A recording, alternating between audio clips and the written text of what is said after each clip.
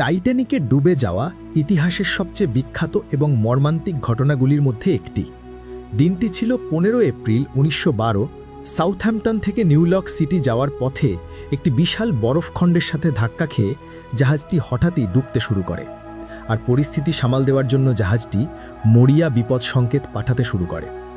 58 nautical mile দূরে অবস্থিত RMS কার্প্যাথিয়া কলটি গ্রহণ করে এবং বরফের উপস্থিতি সত্ত্বেও তাৎক্ষণিকভাবে টাইটানিকের স্থানাঙ্কের দিকে ছুটে যায়, আর একটি ড্রিফট এবং 13টি লাইফবোটের ব্যবহারে সম্ভবত 705 জন জীবিত মানুষকে উদ্ধার করতে সক্ষম হয় এবং পরে জাহাজটি খোলা সমুদ্রে ভেসে বেড়ানো প্রায় 328টি মৃতদেহ উদ্ধার করতেও একটা গুরুত্বপূর্ণ অবদান রেখেছিল। তবে যখন প্রশ্ন আসে দ্য গ্রেট টাইটানিকের অনুসন্ধান করার এবং তার অবস্থান সম্পর্কে যাচাই করার, তখন এটা সবার কাছেই একটা বড় চ্যালেঞ্জ হয়ে দাঁড়ায়। এত বড় চ্যালেঞ্জ যে এই বিশাল টাইটানিকের ধ্বংসাবশেষ অসীম সমুদ্রের নিচে 73 বছর পর্যন্ত কেউ কোথাও খুঁজে পায়নি। যদিও টাইটানিকের ডুবে যাওয়ার পরপরই তার অনুসন্ধানের চেষ্টা করা হয় আর মানুষ পরিকল্পনা করতে শুরু করে কিভাবে এটিকে আবার ভূপৃষ্ঠে ফিরিয়ে আনা যায়, যদিও এটা কোথায় রয়েছে এবং কী অবস্থায় রয়েছে সেই সম্বন্ধে কোনো মানুষের কোনো রকম ধারণা ছিল না, আর সম্ভবত এই কারণেই বেশিরভাগ পরিকল্পনায় খুব বেশি দূর এগোতে পারেনি। প্রাথমিক অনুসন্ধান প্রচেষ্টায় ডুবুরিরা কেবলমাত্র 90 মিটার পর্যন্তই সমুদ্রের গভীরতায় পৌঁছাতে পারত, কারণ টাইটানিক যে গভীরতায় রয়েছে সেখানে জলের চাপ প্রতি বর্গ ইঞ্চিতে প্রায় 6000 পাউন্ডেও বেশি। এই জন্য জলের অত্যাধিক চাপ টাইটানিক উদ্ধারের সমস্ত পরিকল্পনাকেই ব্যর্থ করে দিচ্ছিল। যদিও 1900 দশকে সেই সময়ে বহু যৌক্তিক ও অযৌক্তিক প্রস্তাবে টাইটানিকের উদ্ধারের ব্যাপারে আলোচনা করা হয়, যেমন একটি ব্যাপক শক্তিশালী ম্যাগনেট দ্বারা টাইটানিকের সেই দেহকে জলের উপরে তুলে আনা, অথবা অজস্র পিংপং বল দিয়ে টাইটানিকের খালি জায়গা ভর্তি করে সেটাকে সমুদ্রের পৃষ্ঠে তুলে আনা।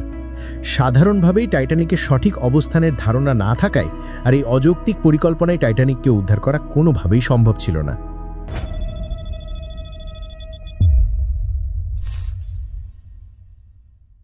চার দশকেরও বেশি সময় পরে সাবমেরিন আর সোনারের মতো উন্নত প্রযুক্তির সাহায্যে টাইটানিকের ধ্বংসাবশেষ খুঁজে বের করার অনুসন্ধান পুনরায় শুরু হয়। 1953 সালে একটি সামুদ্রিক উদ্ধার সংস্থার প্রতিষ্ঠাতা রিচডান বিজলি জাহাজটি খুঁজে বের করার জন্য একটি অভিযান পরিচালনা করেন। তিনি ডাইনামাইট বিস্ফোরণের মাধ্যমে শব্দ তরঙ্গ বা প্রতিধ্বনি তৈরি করে সেটাকে সোনার সরঞ্জাম দ্বারা শনাক্ত করে টাইটানিকের ধ্বংসাবশেষের অবস্থান চিহ্নিত করার চিন্তা করেন। তবে বিজলির এই প্রচেষ্টা ব্যর্থ হওয়ার 25 বছর পরে 1977 সালে রবার্ট ব্যালার্ড দীর্ঘকাল ধরে টাইটানিক খুঁজে বের করতে আগ্রহী ছিলেন। ব্যালার্ড একটি ড্রিল জাহাজের সাহায্যে সোনার এবং একটি ড্রিলিং পাইপে ক্যামেরা দিয়ে সজ্জিত রিমোট নিয়ন্ত্রিত নখর ব্যবহার করে টাইটানিকের অবস্থান সম্পর্কে জানার চেষ্টা করেন।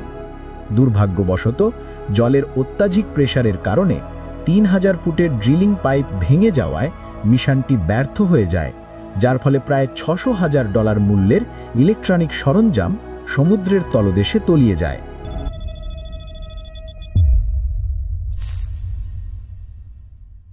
কয়েক বছর পরে টেক্সাসের বাসিন্দা জ্যাক গ্রিম নামের একজন ব্যক্তি টাইটানিক খুঁজে পাওয়ার ক্ষেত্রে নিজের ভাগ্য ব্যবহারের সিদ্ধান্ত নেন। নিঃসন্দেহে স্বনির্মিত এই বিলিয়নিয়ারের কাছে টাইটানিকের আবিষ্কারের জন্য উচ্চাভিলাষী লক্ষ্য ঘোষণা বহু মানুষের স্পন্সরশিপ অর্জন করতে সাহায্য করেছিল। জুলাই 17, 1980 সালে গ্রিম এবং তার টিম টাইটানিকের সেই শেষ অবস্থিত স্থানে পৌঁছায় যেখান থেকে টাইটানিকের সেই শেষ বিপদ সংকেত পাঠানো হয়েছিল। তারা সেই স্থানের সমস্ত জায়গায় অনুসন্ধান চালায়।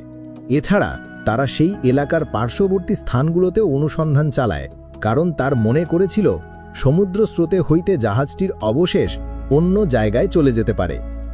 আর অবশেষে একটা আশঙ্কার ভিত্তিতে গ্রিম ও তার দল একটা স্থানে সোনার প্রযুক্তির মাধ্যমে সমুদ্রের তলার বিভিন্ন বস্তু যাচাই শুরু করে। 3 সপ্তাহের ব্যাপক অনুসন্ধানের শর্তেও গ্রিম ও তার টিম 500 বর্গমাইলের মধ্যে টাইটানিকের কোনো ধ্বংসাবশেষ খুঁজে পায় না। টাইটানিকের সর্বশেষ রিপোর্ট করা স্থানাঙ্কের সঠিকতা নিয়ে প্রশ্ন তুলতে শুরু করে তারা। ফলশ্রুত গ্রাহ্যাম এবং তার টিম অনুসন্ধান এলাকাটিকে প্রসারিত করে। তারা এবার ডুবোজাহাজ সহ আরও উন্নত সোনার প্রযুক্তির ব্যবহারে সে স্থানের যাচাই শুরু করে। 13 থেকে 14টি স্থান যাচাই করার পরে যখন তারা শেষবারের মতো ডিজিটাল ফ্লুইমিং ব্যবহার করে একটি ক্যামেরা তৈরি করার সিদ্ধান্ত নেয় এবং একটি স্লেজে বসিয়ে সেটাকে সমুদ্রের তলদেশের ঠিক ওপরে টেনে নিয়ে যেতে শুরু করে, তখন একটা রহস্যময় বস্তু, ঠিক একটা প্রোপেলারের মতো অবশেষ যেন তাদের স্ক্রিনের ওপরে দেখা দিতে শুরু করে। গ্রিম বিশ্বাস করতে শুরু করে তারা হয়তো অবশেষে টাইটানিকের একটি অংশ খুঁজে পেয়ে গেছে। তবে যখন তারা এটির তদন্তের প্রস্তুতি নিচ্ছিল, তখন বিভিন্ন সমস্যার কারণে এবং সরঞ্জামের অভাবে তাদের সেই মুহূর্তে বাড়ি ফিরে চলে আসতে হয়। দৃঢ় প্রতিজ্ঞ গ্রিম যখন তৃতীয় অভিযানের প্রস্তুতি নেয় এবং আরও উন্নত প্রযুক্তি আর সরঞ্জাম সহ সেই স্থানের পুনরায় তদন্তের প্রচেষ্টা করে, তখন সেখানে সেই প্রোপেলারের মতো বস্তু দ্বিতীয়বার আর দেখা যায় না।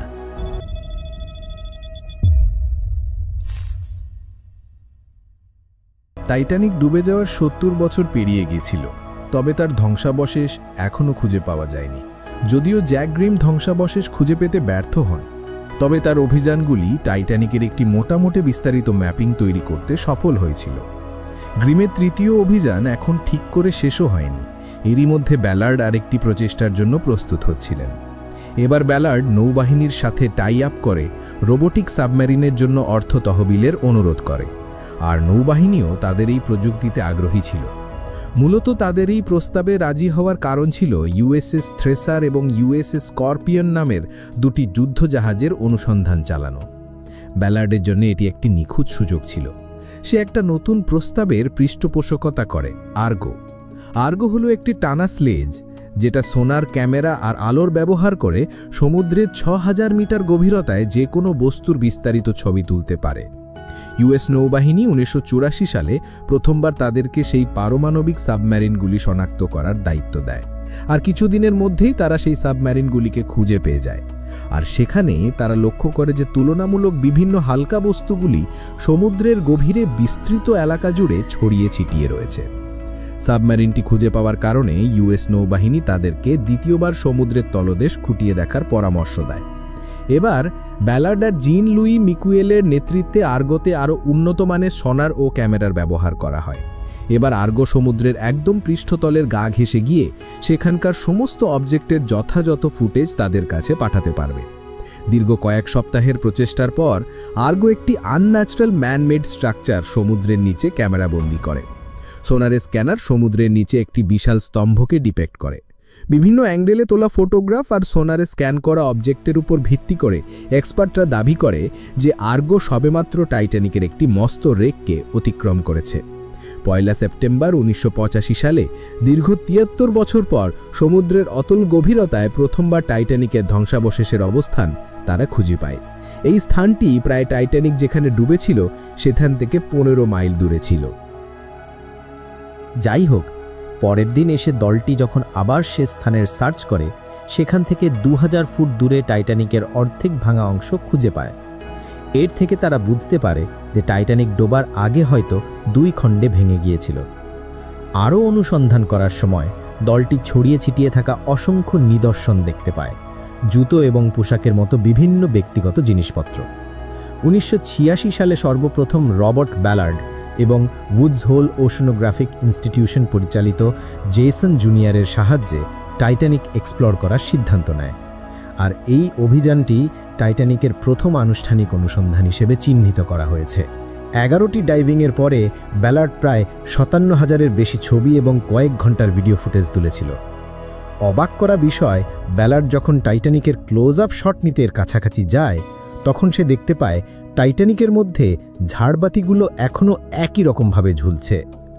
পরবর্তী বছরগুলিতে বিভিন্ন দল ধ্বংসাবশেষ অনুসন্ধানের পাশাপাশি বেশ কয়েকটি উদ্ধার প্রচেষ্টা পরিচালনা করেছিল, আর জাহাজের টুকরো এবং বিলাসবহুল জিনিসপত্র বিশ্ব প্রদর্শনের জন্য তুলে এনেছিল। 1996 সালে একটি অভিযানে বিতর্কিতভাবে টাইটানিকের বাইরের দেওয়ালের একটি বৃহৎ অংশ তোলার চেষ্টা করা হয়েছিল। 20 টনের বেশি ভারী আর 15x25 ফুটের বেশি বড় এই টুকরোটি সম্ভবত ফার্স্ট ক্লাস কেবিনের দেওয়ালের একটি টুকরো ছিল। 4টি পোর্টহোল ছিদ্রবিশিষ্ট এই দেওয়ালে 3টি জানালাতে এখনও কাঁচ যুক্ত ছিল। মনে করা হয় যে হয়তো এটা সমুদ্রের তলের সঙ্গে ধাক্কা লেগে ভেঙে সেখান থেকে বিচ্ছিন্ন হয়ে গিয়েছিল। 1996 সালে এই টুকরোটির পুনরুদ্ধারের প্রচেষ্টা একটি বড় মিডিয়া কভারের আয়তায় আসে। লোকজন $5000 খরচ করে এই দৃশ্যটি দেখার জন্য মাঝ সমুদ্রের স্ত্রী স্থানে উপস্থিত হয়।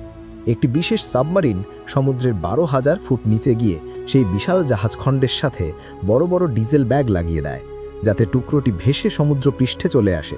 তবে প্রতিকূল আবহাওয়ার কারণে সেই ডিজেল ব্যাগের শিকল ছিঁড়ে যায়, আর আবারও সেই বৃহৎ টুকরোটি সমুদ্রের 12,000 ফুট গভীরতায় তলিয়ে যায়।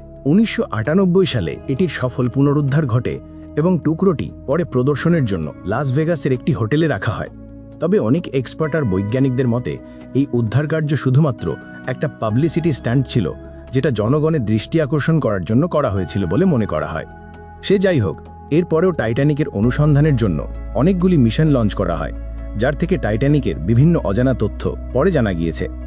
বিভিন্ন অনুসন্ধানের পরে বলা হয় যে সমুদ্রের তলায় জাহাজের অবশিষ্ট অংশগুলি বিভিন্ন ছত্রাক আর ব্যাকটেরিয়ার কারণে ধীরে ধীরে নষ্ট হয়ে যাচ্ছে, যেটা হয়তো আরও তো বেশ কয়েকশো বছরের মধ্যে জাহাজের হালকে বেহাল করে দেবে। তবে এই টাইটানিকের বিভিন্ন 3D মডেল আর নানা রকম পরিকল্পনার উপর ভিত্তি করে এটাকে একটা হেরিটেজ হাইট হিসেবে দর্শনার্থীদের জন্য কিভাবে খুলে দেওয়া যায় সেটা নিয়ে নানা রকম পরীক্ষা নিরীক্ষা চালিয়ে যাচ্ছে। তবে 2023 সালে ওশান গেট টাইটানের সেই ভয়াবহ ইনসিডেন্টের পরে টাইটানিকেরই পরিকল্পনাকে কিছু সময়ের জন্য স্থগিত করা হয়েছে। তো বন্ধুরা, আজকের ভিডিওটাকে এখানেই শেষ করেছি। ভিডিওটি কেমন লাগলো সেটা জানিয়ে যেতে ভুলবেন না। সাথে সাথে ভিডিওটিতে একটি লাইক দিয়ে চ্যানেলটিকে সাবস্ক্রাইব করে রাখবেন, যাতে এরকম মজাদার এবং আননোন ভিডিও আপনারা প্রতিনিয়ত দেখতে পান।